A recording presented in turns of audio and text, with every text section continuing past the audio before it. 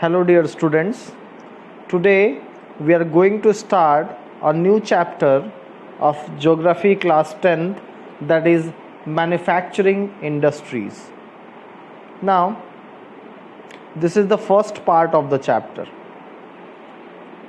and I really feel that this is the good time to start this chapter because recently I heard our Prime Minister saying about made in India products or Atmanirbhar Bharat. So to prove that right, manufacturing industries play an important role to boost the economy of the country. Now, before going to the things in detail, let us first of all know that what is a manufacturing industry. What does manufacturing means? So, production of goods in large quantities after processing from raw materials to more valuable product is known as manufacturing. Examples are there. Sugar from sugarcane. So sugarcane is a raw material, and when it is processed, it is converted into valuable product, or we can say finished goods. So sugar from sugarcane, cloth from cotton, paper from wood, iron from iron ore. So I hope you understood the what does actually manufacturing means. Actually, manufacturing lies in the secondary sector. All of you know that primary sector is agriculture, secondary sector is manufacturing industries, and tertiary sector is the service sector. So this manufacturing industries falls under your secondary sector. Okay, now what is the need of manufacturing industries, or we can say what is the importance of manufacturing industries? Let us look at in brief. After that we'll discuss in detail. Economic strength of a country is measured from the development of manufacturing industries. It is the backbone of our economy. They reduce the dependence of people on agriculture, providing jobs. Export of manufactured goods bring foreign exchange, eradicates poverty and unemployment. Countries that transform their raw material into a wide variety of finished goods of higher value are prosperous. So, let us first of all understand the importance of manufacturing industries in terms of employment. Employment, if we talk about employment, yes, it generates employment. In pre-independent India, almost 80% of the population was dependent on agriculture for employment. But this proportion has now come down to 70% of the total workforce that industry provide to about 40 million people today. Previously, people were 80% of the population were employed in the agriculture sector. But with the coming of industries, more and more jobs were introduced, and now 40 million people are working in this sector. Now, the second thing which we see here is value addition. Now, what is value addition? In the period prior to independence, India exported raw cotton. All of you might have studied in history that India exported raw cotton, unprocessed minerals, and similar other products to England. But after the industries were set up, the setup in India, manufactured clothes, finished goods, and even services linked with industries are being exported. Just look at this example, value addition. What do you mean by value addition? Suppose if a farmer is producing 1 kg of wheat, it will cost rupees 26 per kg. Mind you, 26 rupees per kg. But when that wheat is converted into biscuit or it is converted into bread, the value of that product increases. 100 gram of biscuit will cost you rupees 10. It means if overall we calculate the wheat of price of wheat of 1 kg and 1 kg biscuit, will find a ratio that 30 rupees per kg wheat price of wheat is 26 rupees per kg, and price of biscuit of 1 kg will cost rupees 100. So it added the value. Why? Because we converted it into valuable goods. We converted wheat into biscuit, into bread, several other items. So it adds value. Now, in terms of economic development, industries help in increasing the pace of economic development by raising the standards of living of the people. Of course, if industries are set up, it will hire workers, they will earn, and if they will earn, they will invest also. And when they will invest, they will have a higher standard of living. Now, some other advantages are also there. Industries contribute to the development of agriculture, transport, and communication. How?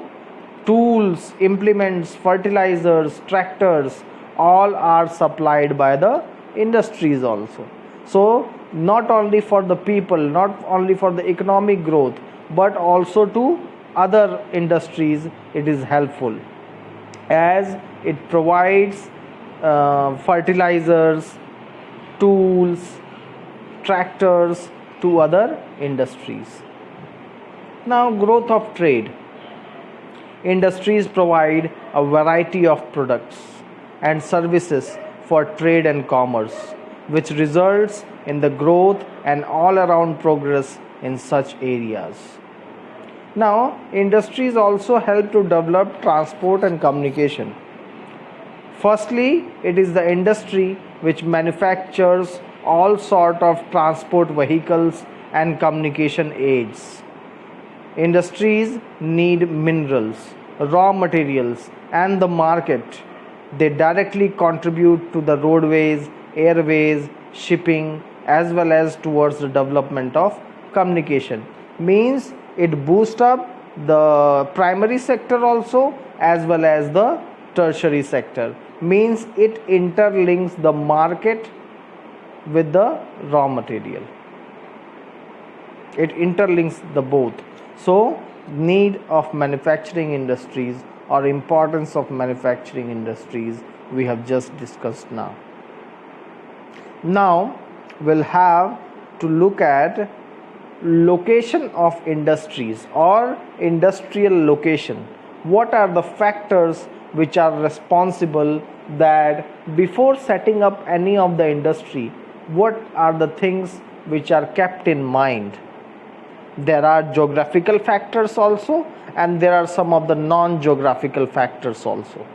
Some of the geographical factors are availability of raw materials, availability of water, and good climate.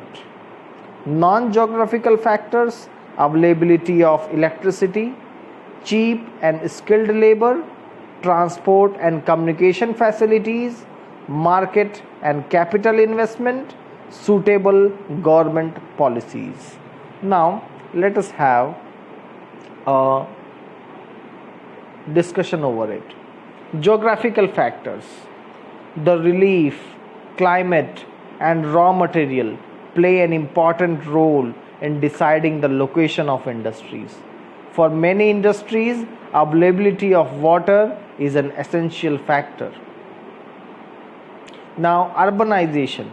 Urbanization, when people move from village to town or cities.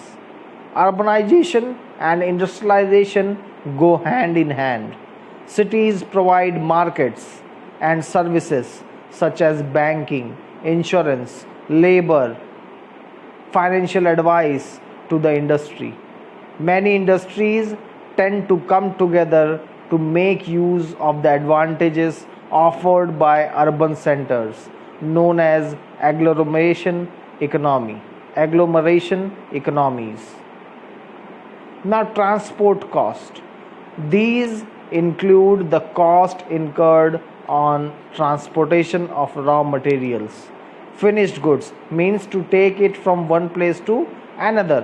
What is required to take those raw material to industries and from industries to the market? What is required? The requirement is transportation. For example, earlier fertilizer factories were located near the source of raw material. However, today most fertilizer factories are located near the market or centers where it is easy for farmers to buy the fertilizer. One of the example is fertilizer in Gorakhpur. Very soon it is going to start. Gas is also an example. Gas is easily transported through pipelines at cheaper cost from gas fields and refineries in Gujarat to Haryana, Punjab, Uttar Pradesh and Bihar. Energy, like raw material, is the most important factor for the location of industries. For example, thermal power plants are mostly located around coal mines. Why? Because for them to produce electricity, coal is required. Coal is the basic requirement of thermal power plants. That's why they are mostly located around coal mines. Now, there are some other factors also.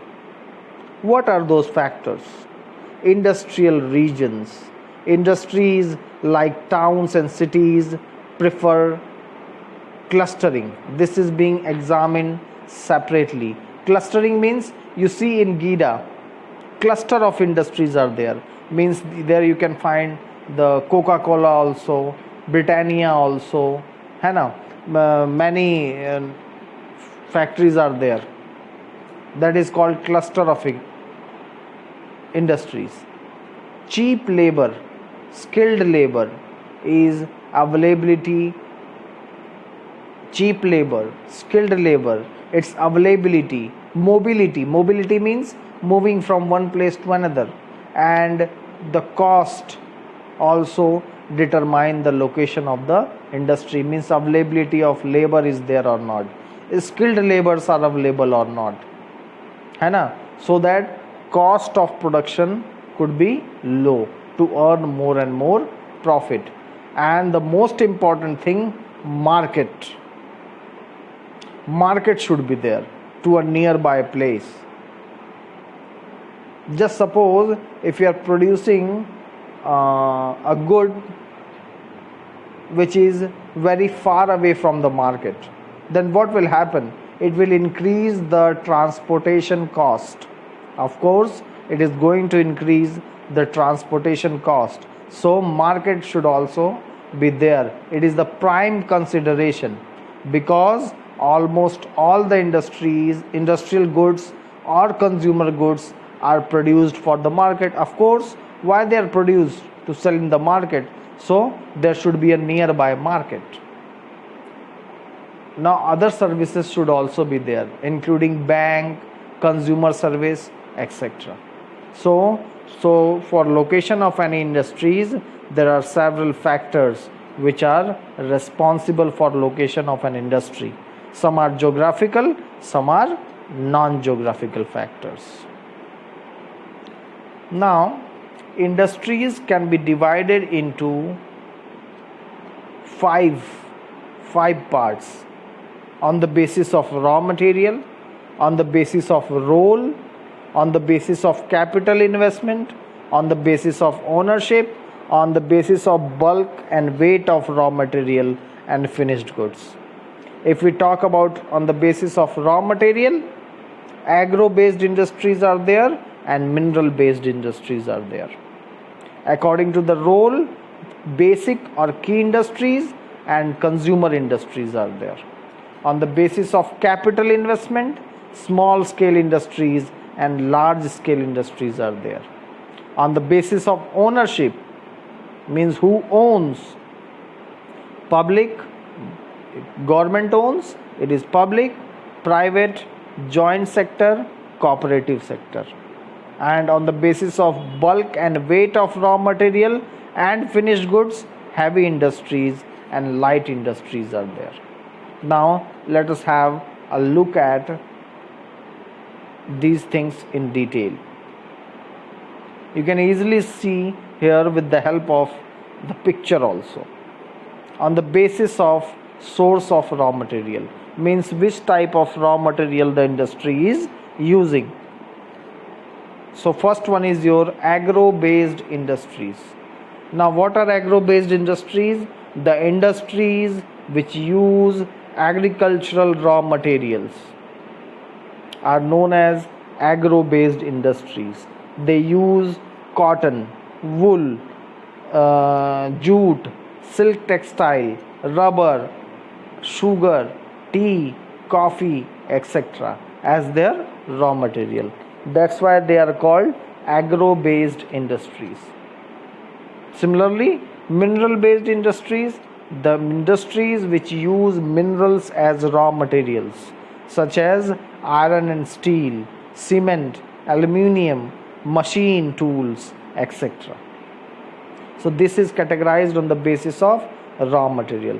Several times it has been asked in the examination that classify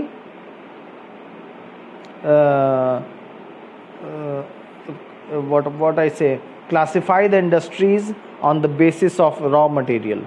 In that you will write agro based industries and mineral based industries.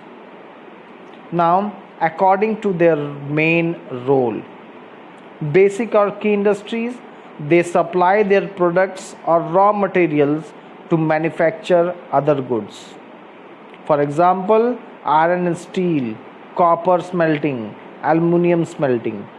They send it to other industries and those industries use these as raw material. Consumer industries, they produce goods for direct use of consumers such as sugar, toothpaste, paper, fans, etc. Now on the basis of capital investment, many a time we hear that it is a small scale industry and this one is large scale industry. So how it is decided?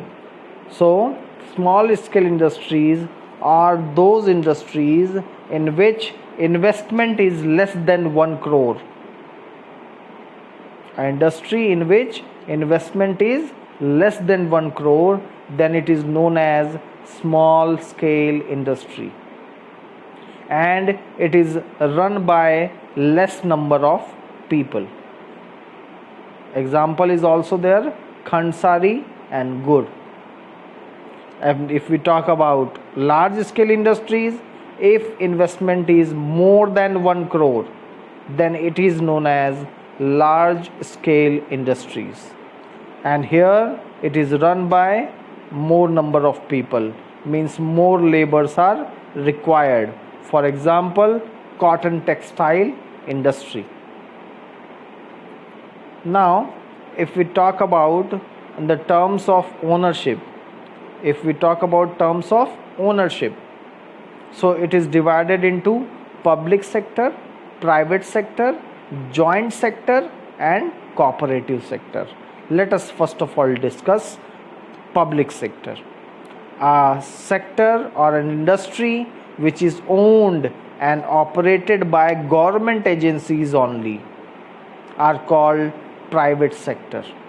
For example, BHEL, Bharat Heavy Electricals Limited, SAIL, Steel Authority of India Limited, etc. Many of the other examples also I have shown here: Indian Oil, ONGC, Indian Oil, NTPC, Coal India, United India Insurance, and many more. SBI, BSNL, you might have heard. Now, if we talk about private sector, these industries are owned and operated by individuals or a group of individuals. For example, TISCO, Tata Ispat Company, something like that. Tata Steel, we call it Tata Steel, yes. Bajaj Auto Limited, Dabur Industries. You can see some of the logos. So these in private sector industries are owned by private individuals or a group of individuals. Yes, TISCO, Tata Iron and Steel Company. Yes, TISCO, Tata Iron and Steel Company. Now the third one is joint sector.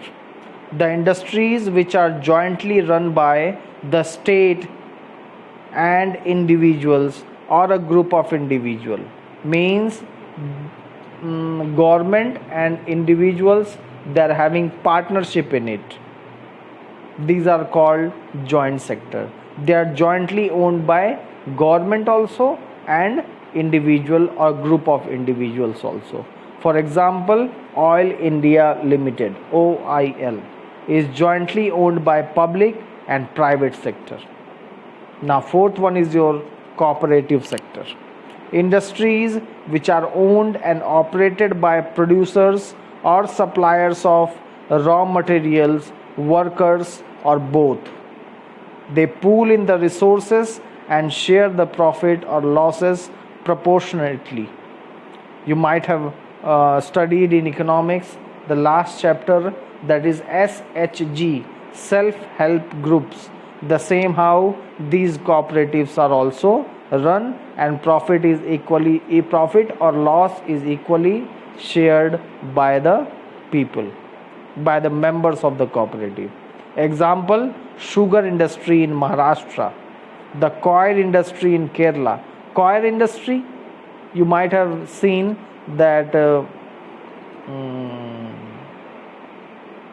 coir, it is made up of coconut. It is made up of coconut, that is called coir. Now there are some industries which are based on bulk and weight raw materials and finished goods. So in this it is divided into two, that is heavy industries and light industries. If we talk about heavy industries use heavy and bulky raw materials and produce heavy materials. For example, iron and steel industry, they use heavy and bulky raw materials and they produce also heavy materials. So these are heavy industries. If I talk about light industries are, they use light raw materials which are light in weight and produce light materials. For example, electric fan, watches, sewing machine, etc. So let us again have a quick recap what we have studied today in this chapter. First of all, we discussed that what is a manufacturing industry with the help of some examples. After that, we studied that what is the importance or need of manufacturing industries. After that, we studied that location of industries depend on various aspects. Some are geographical factors and some are non-geographical factors. After that, we studied that industries are classified, means classification of industries, how they are classified in several different ways. After that, with the help of example, we discussed the classification of industries on the basis of raw material, on the basis of their role, on the basis of their capital investment, on the basis of their ownership, on the basis of their on the basis of the bulk and weight of raw material and finished goods. So this was all about part 1 of manufacturing industries of geography. We'll have a detailed look in the second part. In that we will discuss some of the agro based industries and what are the challenges which are being faced by them, but in the second part. Thank you for your generous support. Have a nice day.